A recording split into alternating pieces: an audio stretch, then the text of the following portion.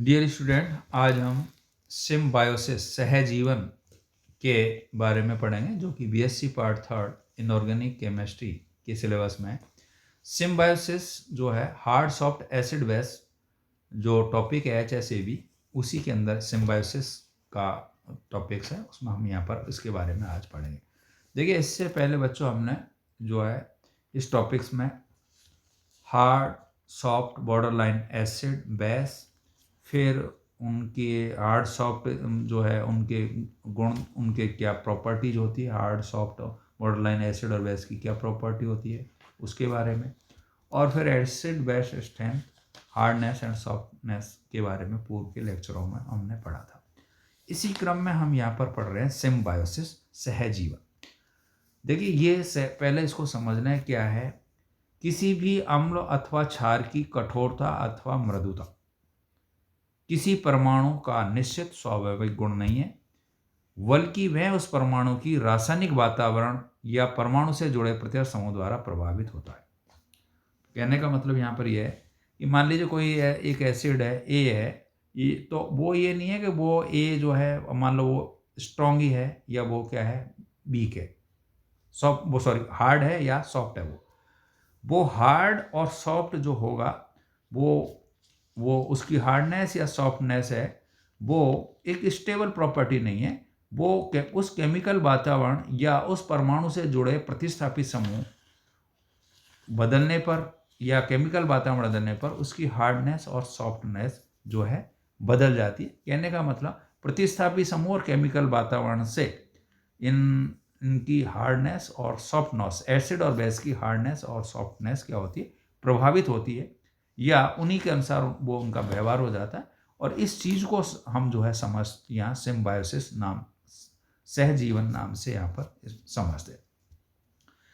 किसी केंद्र पर अधिक संख्या में सॉफ्ट ध्रुवीय प्रतिस्थापित जुड़ने से केंद्र की जो कठोरता है, हार्डनेस है, वो कम हो सकती है।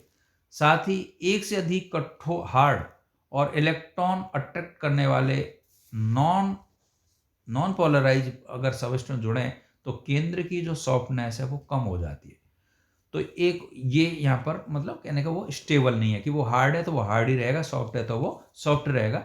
वो उसको मतलब वो प्रभावित हो सकती है, हार्ड सॉफ्ट में बदल सकता है, सॉफ्ट किस में बदल सकता है, हार्ड में बदल सकता है। इस चीज को यहाँ पर एक जॉर्जिनसन नाम के साइंटिस्ट ने इस फिनोमिना को सिम्बायोसिस के द्वारा समझाया यहाँ पर, या इस परिघटना को उसने सिम्बायोसिस नाम दिया गया। तो देखिए यहाँ पर अम्लीय बोरॉन B+3 कठोर एवं मृदु अम्ल के मध्य एक बॉर्डर लाइन है। B+3 जो है हार्ड और सॉफ्ट के मध्य जो है, ये एसिड है लेकिन ये हार्ड और सॉफ्ट के मध्य का है, ये बॉर्डर लाइन है। इसमें 3 जो सॉफ्ट धनबुद्धि हाइड्राइड आयनोस के जोड़ने से बोरॉन अधिक सॉफ्ट हो जाता है, जिससे यह सॉफ्ट लुईस अम्ल की भांति क्या करता है, व्यवहार करता है। इसके विपरीत यदि इससे 3 हार्ड विद्युत ऋणी फ्लोराइड आयनों को जुड़ने से बोरॉन क्या हो जाता है, कठोर हार्ड हो जाता है, जिससे यह कठोर मतलब हार्ड लुईस अम्ल की भांति व्यवहार करता है। यही कारण है कि BF3 एक क्या है, हार्ड एसिड है, और BH3 एक जो है सॉफ्ट एसिड है। कहने का मतलब है ये जो B+3 है, ये B+3 जो कि बॉर्डर लाइन क्या था, एसिड था। अगर हम इसके साथ में यहाँ क्या जोड़ दें, F- जोड़ दें, BF3 बना दें, तो ये किसकी भांति व्यवहार करने लग जाएगा, हार्ड एसिड की भांति। और अगर हम इसके साथ में H+ जोड़ दें तो BH3 का होल ट्वाइस बन जाए, या BH3 बन जाए, यहाँ पर डाइबोरॉन बन जाए, तो ये किसकी भांति, किस एसिड की भांति व्यवहार करने लग जाएगा, सॉफ्ट एसिड की भांति। तो इस बोरॉन की अम्लता, बोरॉन अम्ल की जो कठोरता है और मृदुता के मध्य अंतर आ रहा है, या मतलब ये बदल रही है, स्टेबल नहीं है, यही चीज यहाँ पर क्या है, सिम्बायोसिस है। ठीक है। अब देखिए यहाँ पर एग्जाम्पल्स दिए हैं, इसके अंदर बहुत सारे एग्जाम्पल्स यहाँ पर कठोर मृदुता के अंतर को निम्न और उदाहरण दिए यहाँ पर। जैसे यहाँ पर R2SbF3 R2O, R2SBF3 यहाँ पर सॉफ्ट और हार्ड कॉम्बिनेशन है। BF3 तो हो गया आपका हार्ड और R2S हो गया यहाँ पर सॉफ्ट, और इसकी रिएक्शन कराई इसने R2O से, दोनों ये हार्ड से। तो जो हमारा कंपाउंड बना वो बना R2OBF3, ये हार्ड हो गया, और R2S सॉफ्ट बन गया। इसी प्रकार से अगर हम R2OBH3 की रिएक्शन R2S से कराएं तो R2OBH3 दोनों में R2O तो यहाँ पर हो गया हार्ड, ठीक है, और ये BH3 यहाँ पर हो गया सॉफ्ट, अभी बताया था यहाँ पर। तो इसकी रिएक्शन आपने R2S सॉफ्ट से कराई तो यहाँ जो कंपाउंड बना वो बना R2SBH3, ये सॉफ्ट और R2O यहाँ पर बना हार्ड।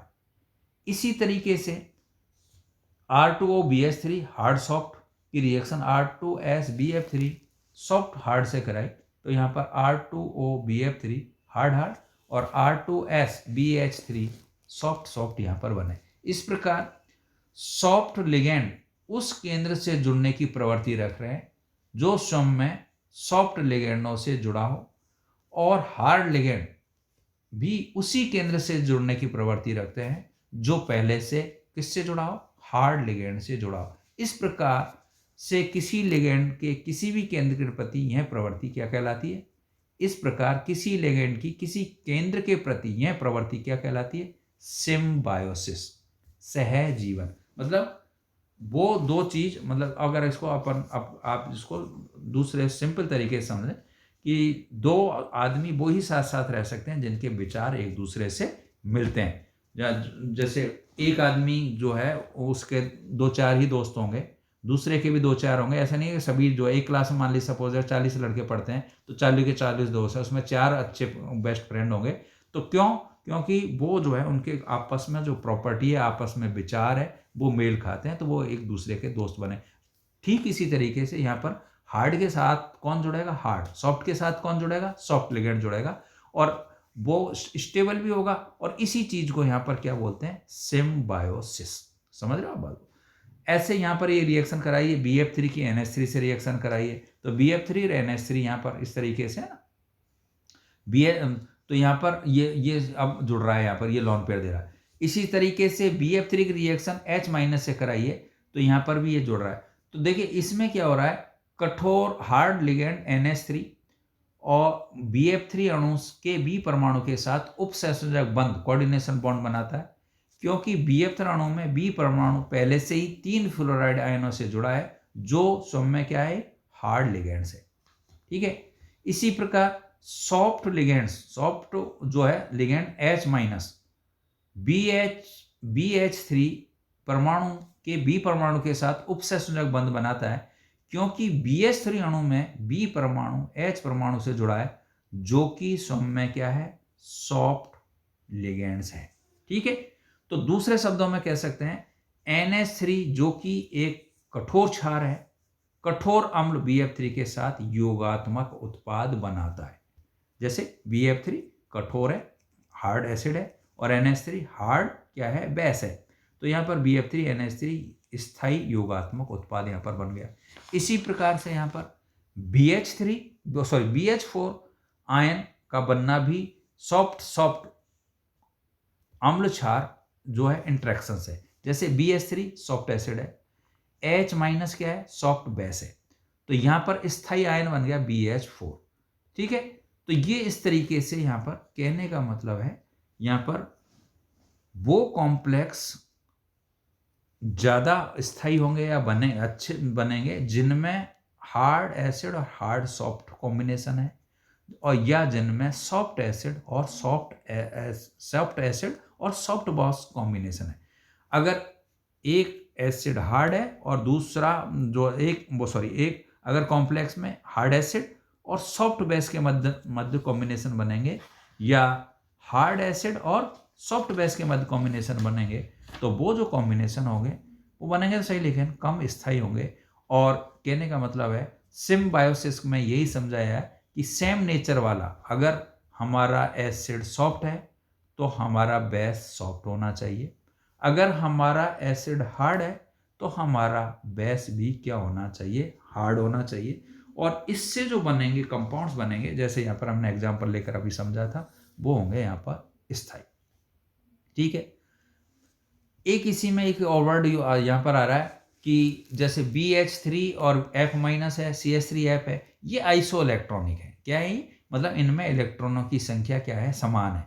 लेकिन CH3F या BH3F और दूसरा यहाँ पर CH3F, ये जो दोनों हैं इनमें सॉफ्ट हार्ड कॉम्बिनेशन है, लेकिन इनसे भी यहाँ पर जो बन रहे हैं वो सॉफ्ट और हार्ड हार्ड बन रहे हैं, और ये आइसो इलेक्ट्रॉनिक है। ये क्या है? Iso electronic. तो यहाँ पर मिक्स्ड सबस्टिट्यूएंट यौगिक की तुलना में जो सिमेट्रिकल सबस्टिट्यूएंट यौगिक को यहाँ पर वरीयता दी जाएगी। अब यहाँ पर हम एक एग्जाम्पल ले रहे हैं। यहाँ पर इसको और समझने के लिए हम यहाँ पर एक एग्जाम्पल्स ले रहे हैं। एग्जाम्पल में क्या है, कोबाल्ट +2 एक जो है बॉर्डर लाइन एसिड है, जबकि CONH3 का COCN का होल 5 संकुल एक सॉफ्ट एसिड है। CN- लिगैंड में स्थित दाता परमाणु C जो है, CN- लिगैंड में जो दाता परमाणु होता है वो कार्बन होता है, और ये C जो है वो सॉफ्ट है। अतः समीपवर्ती जो बॉर्डर लाइन CO+2 है, अम्ल के चारों तरफ 5 CN- लिगैंड की उपस्थिति धातु आयन को सॉफ्ट एसिड बना देती है। बॉर्डर लाइन से कहाँ बना जाएगा? वो सॉफ्ट एसिड में कन्वर्ट हो जाएगा।